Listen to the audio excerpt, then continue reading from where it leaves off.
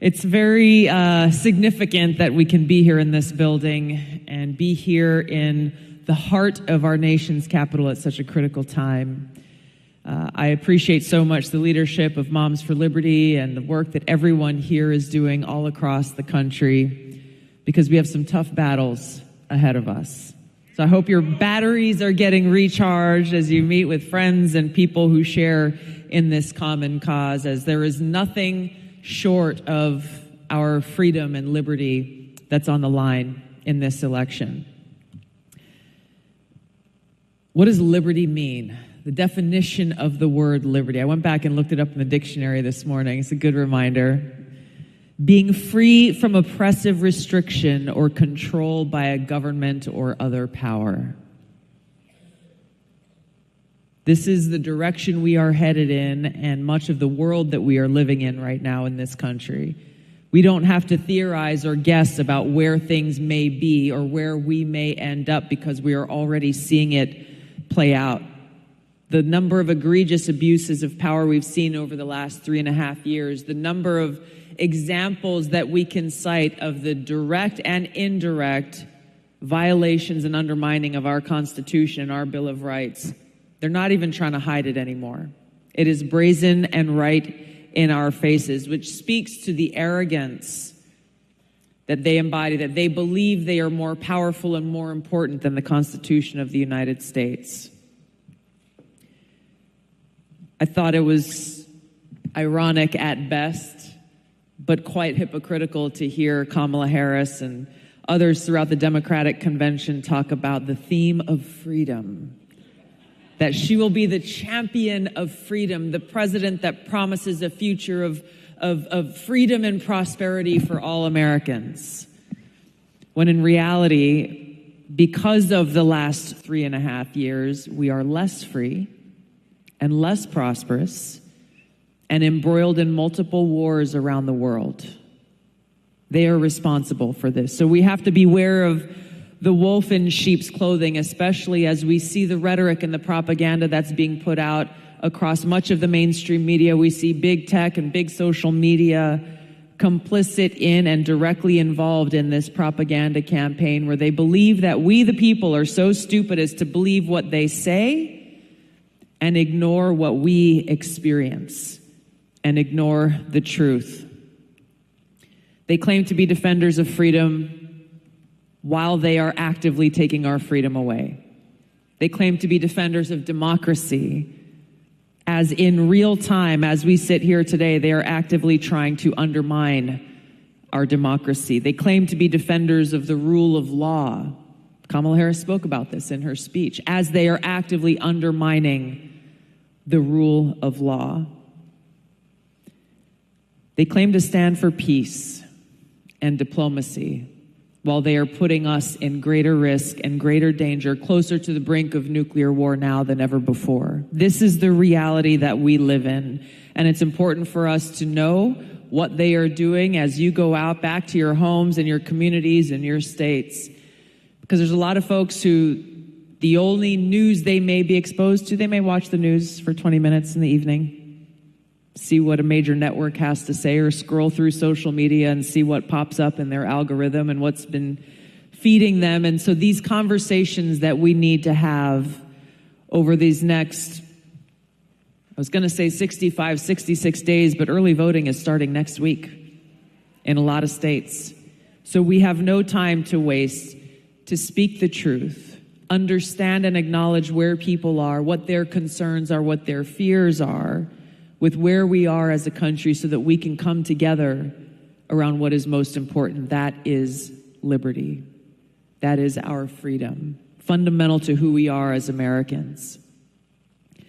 Abraham Lincoln gave a speech in 1838 to the Young Men's Lyceum of Springfield in Illinois, where he warned the people then about exactly what we are facing today. He said, quote, "At what point then is the approach of danger to be expected? I answer, if it ever reach us, it must spring up amongst us. It cannot come from abroad. If destruction be our lot, we must ourselves be its author and finisher.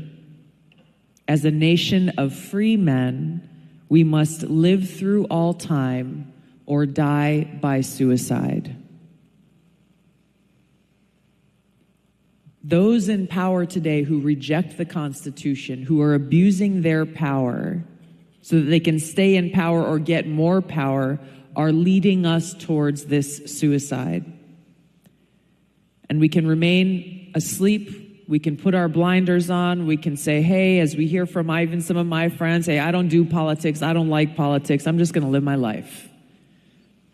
We will wake up one day.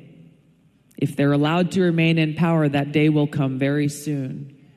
Living in a country that we no longer recognize, without that liberty that every one of us as Americans must cherish and be committed to defending. And we will not be able to say at that time that we were not warned that this would be the outcome. And that leads us to where we are. Okay. We see what's going on. We understand the seriousness of this moment. What do we do? How do we save our country? We are surrounded by forces of darkness, forces of evil. The best and only way to combat that and win is to defeat them with love and the truth and the strength and courage that comes from that love. And that is a love of God, love of our country, our love and care for each other as fellow Americans. And as we are all gathered here today, our love and commitment to defend the most vulnerable among us in our children.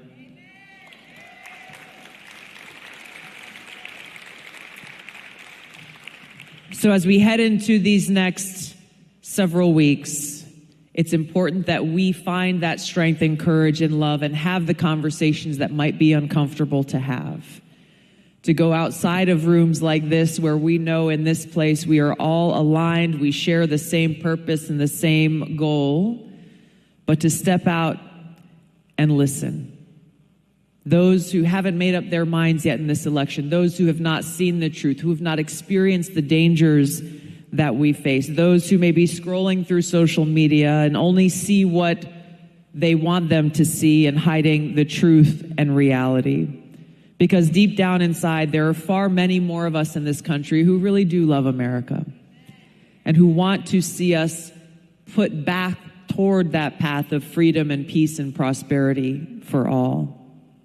So just as you would extend a hand to a friend in need, we need to welcome people, even if we may disagree on some things, maybe a lot of things.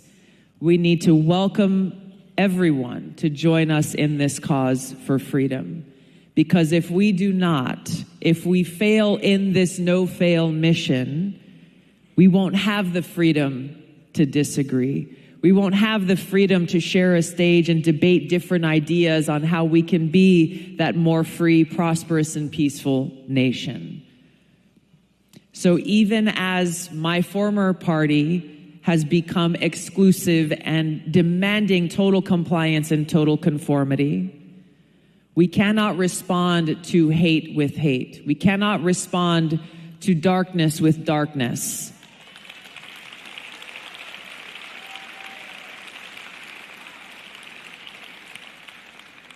Of course, Reverend Martin Luther King had the most wise words in saying that the only way to defeat that darkness, the only way to defeat that hatred is with light and with love.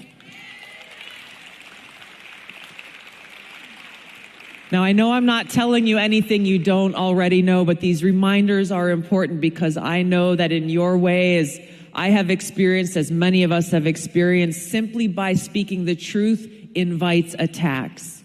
It invites smears, whether it's coming from people who you know personally, which cut a little deeper than if it's coming from a total stranger. Maybe it's coming from people who are attacking Moms for Liberty as a whole. The reason why they are doing this is because they see how effective you are, the change that you are making, and how you threaten their power. Draw strength from that. That means you're doing the right thing.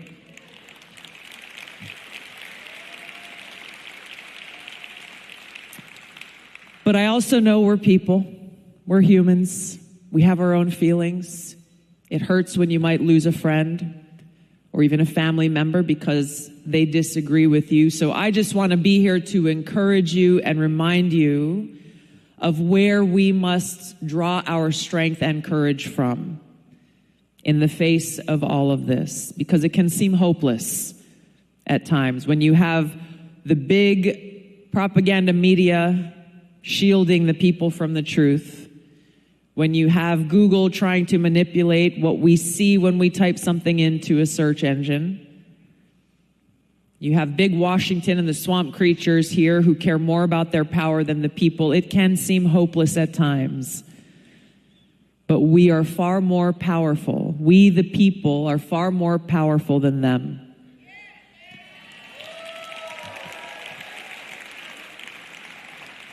This is the vision that our founders had for our country, that our government only exists with the consent of the governed. That's us. Their call to action to us is in those three words, we the people. We the people. It is up to us to take action, to lift our voices, to speak the truth, and to be those defenders of freedom, recognizing the great sacrifices that so many generations upon generations have made so that we could be here today free.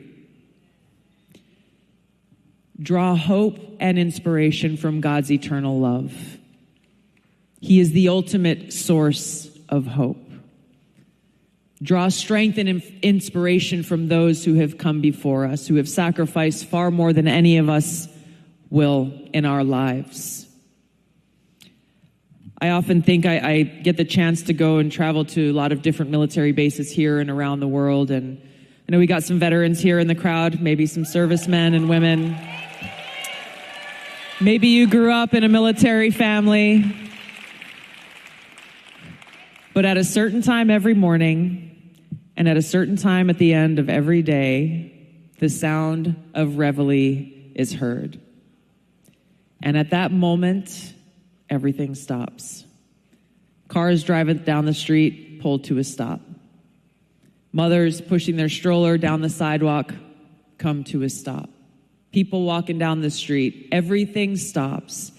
And we see those either saluting and putting their hands over their hearts to recognize what it means when we lift that beautiful flag in the morning, what it represents, the men and women who have paid the ultimate price for our freedom, for our security.